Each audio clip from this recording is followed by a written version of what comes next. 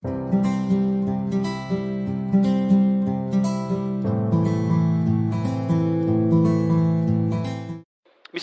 salah satu vaksin, misalnya harus menggunakan sebagian bahan yang terlarang, karena belum ada yang bagian lain yang bisa menggantikan. Ada sebagian misalnya dari unsur hewan yang dilarang, misal dari babi atau semacamnya. Mungkin ada hal-hal tertentu yang na'udzubillah misalnya terjadi, wabah tertentu yang memang tidak bisa digunakan, ya misalnya vaksinnya harus vaksin-vaksin alami. Assalamualaikum. Waalaikumsalam warahmatullahi wabarakatuh. Ustaz,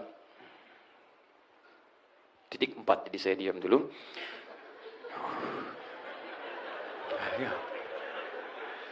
Bagaimana menyikapi imunisasi di vetri? Syukran katsiran. Apa kaitannya dengan talib kita? Gini, kalau dalam pembahasan agama, asasnya asas maslahat, asas manfaat, dan tidak bertentangan dengan syariat. Jadi kalau imunisasi itu, misal bahan-bahan yang digunakan, tidak ada yang bertentangan dengan syariat, satu, maka dia sepertiga boleh. Sepertiga boleh. Yang lainnya adalah, jika yang tidak bertentangan itu membawa maslahat, 2/3 boleh. Jika dari maslahat itu ada manfaat, maka 3/3 boleh, sepenuhnya boleh. Jadi mau di misalnya namanya di vetri, mau yang lain, mau yang macam-macam, jika memang dari imunisasi itu unsur-unsur bahan-bahan imunisasinya dibenarkan oleh syariat, kemudian ada maslahatnya, ada manfaatnya, dan telah teruji, dicek terlebih dahulu misalnya dengan ujian yang sangat luar biasa ketat, dan dipastikan di situ ada hal yang sangat dibutuhkan, maka silakan, nggak ada masalah. Tapi apapun namanya, mau di vetri yang lain sebagainya, misalnya bahannya dilarang oleh agama. Yang kedua, nggak ada unsur maslahatnya, bahkan tidak ada manfaatnya. Bahkan terbukti misalnya ketika digunakan, bukannya maslahat, ada madarat bagi yang lainnya, maka haram digunakan, tidak boleh. Dan tolong jangan potong video saya ya. Tiba-tiba dipotong bagian terakhir, di vetri haram misalnya kan, nah itu disebarkan, saya jadi masalah. Di vetri halal jadi masalah juga. Yang diambil titik tengahnya di sini. Jika memang dibuktikan diperlukan, ada yang memang harus dilakukan, dan unsurnya bermaslahat, bermanfaat, dibenarkan bahannya, maka itu dibenarkan. Tapi jika sama sekali tidak ada 3 unsur ini, maka itu tidak dibenarkan dalam agama. Tidak dibenarkan dalam syariat. Terlebih, jika ada misalnya unsur yang lain, yang secara otomatis sudah bisa digunakan sebagai bahan imun. Misalnya dengan ASI cukup, dibuktikan, jelas dan sebagainya. Maka kenapa dipaksakan dengan yang lain?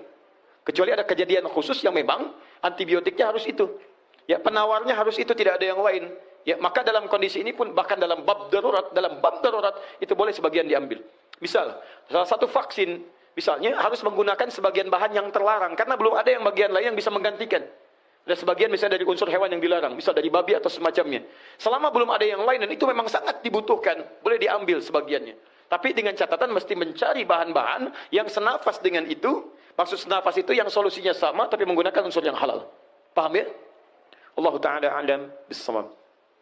Kalau saya sih sederhana, kalau Anda ikuti Quran, selesai kehidupan kita hidup dengan sehat. Selesai. Silakan cek. Saya coba cek ke anak saya yang kedua, alhamdulillah. Kita coba ikuti. Misal kata Quran, dari pola makan, dari sejak kandungan, cari yang halal dan baik.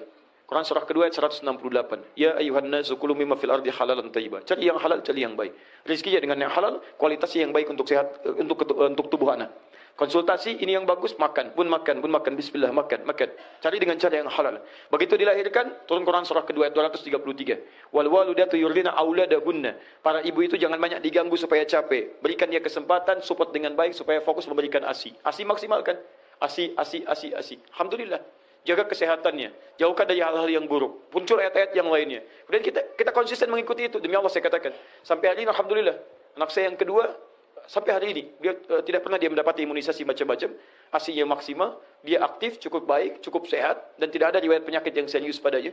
Sampai hari ini, alhamdulillah. Ya, tapi bukan berarti misalnya harus anti dari yang lain, tidak. Mungkin ada hal-hal tertentu yang na'udzubillah misalnya terjadi, wabah tertentu yang memang tidak bisa digunakan, ya misalnya vaksinnya harus vaksin-vaksin alami. Tidak bisa dengan itu ya. Wallahu a'lam. Mungkin dengan qadar Allah ada vaksin yang lain yang memang harus ada itu digunakan, dan itulah kemudian hikmahnya Nabi meminta kita untuk berobat. Wallahu ta'ala a'lam bissawab.